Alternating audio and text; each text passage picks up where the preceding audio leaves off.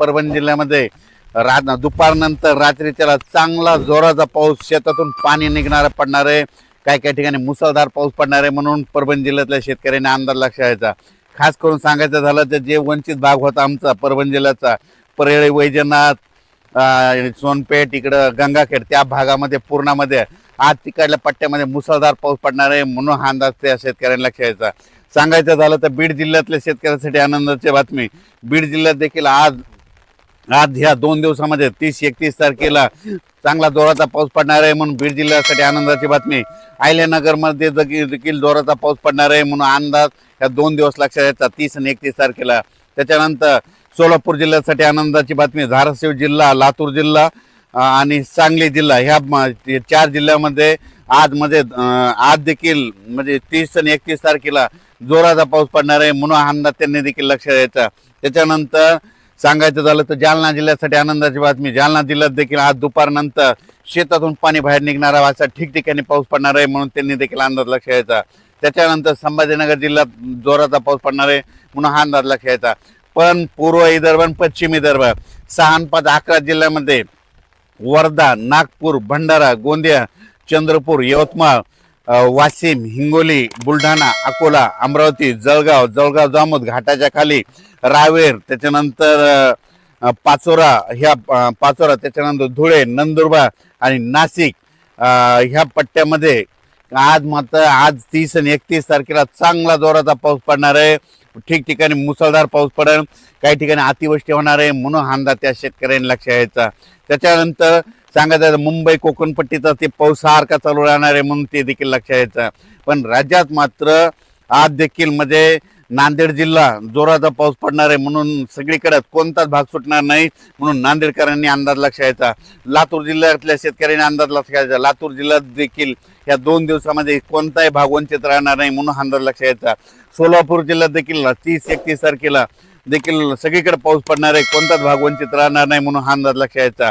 त्याच्यानंतर बीड जिल्ह्यात देखील आज दुपारनंतर चांगला जोराचा पाऊस पडणार आहे.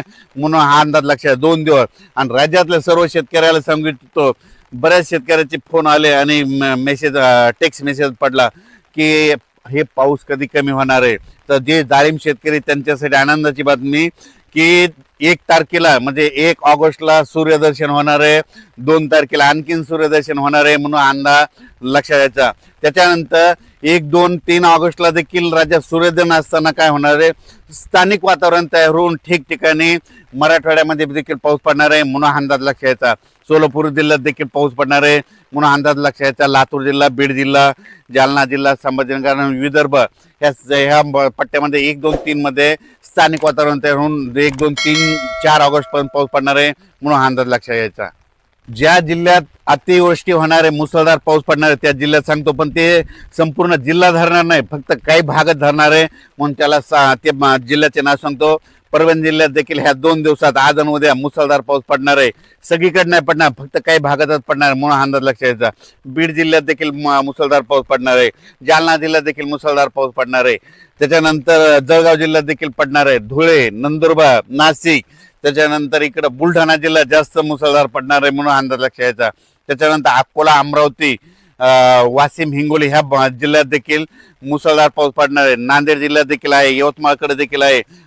नागपूर, वर्धा, भंडारा, गोंदिया त्या परिसरात आहे.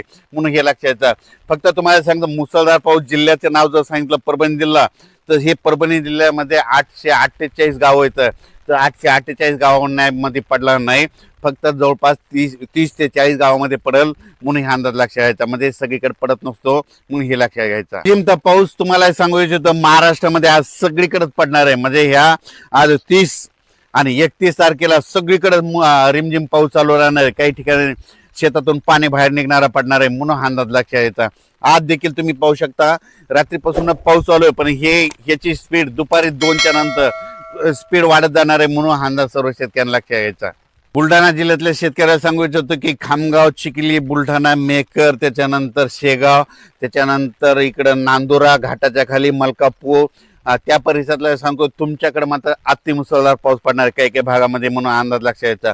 तर जळगाव, जामोद खाली जास्त पाऊस पडणार आहे. म्हणून त्या देखील शेतकऱ्यांना लक्षात घ्यायचा. नदी काठी कोणाचा जर आखाडा असेल तर तुम्ही काय करा, आज तुम्ही दुपारपर्यंत तुम्ही तुमचे बैल जनावर पाईपलाईन असेल तर ते काढून बाजूला ठेवा, कारण की आज काय काय भागामध्ये जोराचा पाऊस पडणं, वड्या नाल्याला पाणी येणार आहे म्हणून हा अंदाज लक्षात येतात. राज्यात सर्वत्र मुसळधार नाही पडणार, फक्त काही काही 10-20 गावामध्ये 5-50 गावामध्ये असंच पडणार आहे म्हणून हा अंदाज शेतकऱ्यांना लक्षात येतात. जळगाव जिल्ह्यातल्या शेतकऱ्याला सांगू इच्छितो, तुम्ही देखील काळजी घ्यायची, तुमच्याकडे देखील अतिमुसळधार पाऊस पडणार आहे म्हणून हा अंदाज लक्षात यायचा. धुळे नंदुरबार देखील नंदुरबार जिल्ह्यात खास करून, कारण की सगळ्यात महाराष्ट्रामध्ये सगळीकडे पाऊस पडला. नंदुरबार, धुळे,